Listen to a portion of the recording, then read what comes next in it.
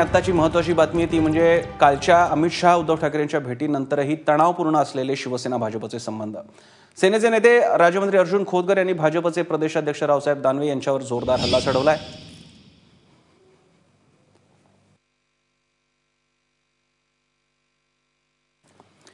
काल भाजपाध्यक्ष अमित शहा आणि उद्धव ठाकरे यांच्यात झालेल्या बैठकीदरम्यान रावसाहेब दानवे यांची परत पाठवणी करण्यात आल्याची चर्चा रंगली होती।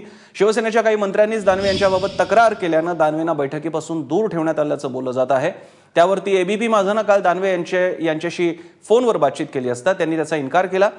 मात्र शिवसेनेचे अर्जुन खोतकर यांनी दानवेंवर शेलक्या शब्दात टीका केली। त्यानंतर आज आमचे प्रतिनिधी रवी मुंडे यांनी खोतकर यांच्याशी बातचीत केली। यावेळी त्यांनी पुन्हा एकदा दानवेंवर जोरदार हल्ला चढवला। सर, मला सांगा की नेमकं काल तुमची तक्रार काय होती, या तक्रारीचं स्वरूप काय होतं आणि तुमच्या तक्रारीमुळे दानवेंना मातोश्रीचा प्रवेश मिळाला नाही?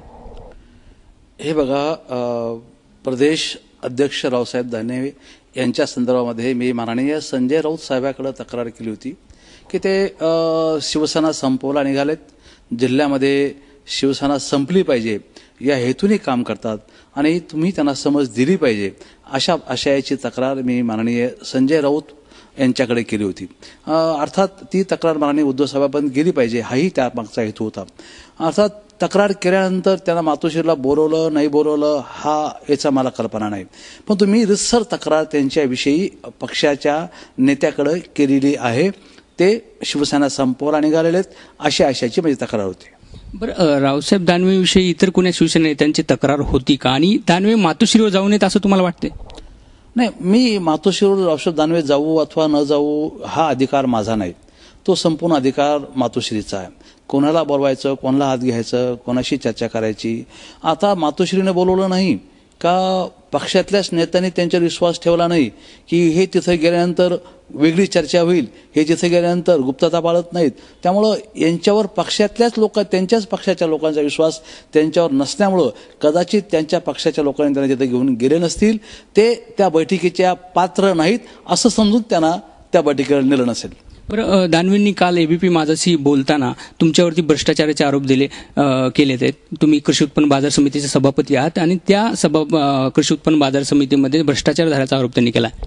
मुळामध्ये आपण बघितलं असेल, आपल्या चॅनलवरच मी लाईव्ह होतो, मी कधी व्यक्तिगत स्वरूपाची टीका टिप्पणी कधी कोणावरही केली नाही। ज्यावेळेस तुमच्यावर लाईव्ह असताना मी त्यांचं नाव घेतलं नव्हतं।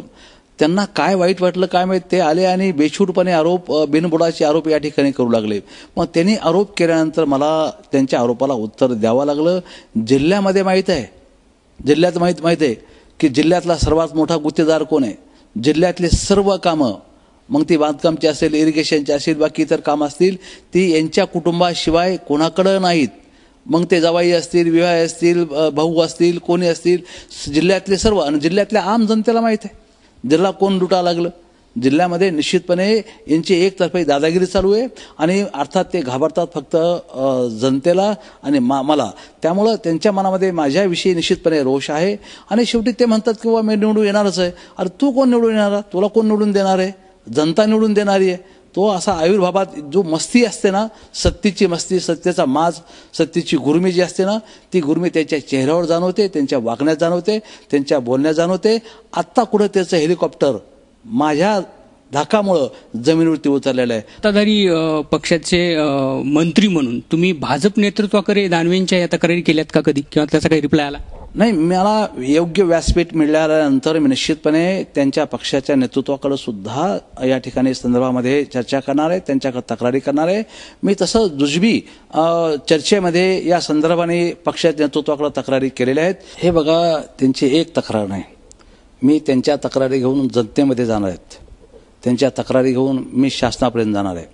पण शासन त्यांच्या दबावाखालचं असल्यामुळं शासन कारवाई करेल न करेल हे मला माहीत नाही, पण तो जनतेच्या दरबारात जाईल, जनतेच्या दरबारात जाऊन त्यांच्या संपूर्ण काळ्या चठ्ठ्याची निश्चितपणे लोकांसमोर मी मांडण्याचा प्रयत्न केला। नक्कीच शिवसेना आणि भाजपमधला जिल्ह्यामधला हा वाद पक्ष नेतृत्वाच्या बंद दाराआड चर्चेमध्ये निवारण या वादाचं होऊ शकतं का, हा येणारा काळच ठरवेल।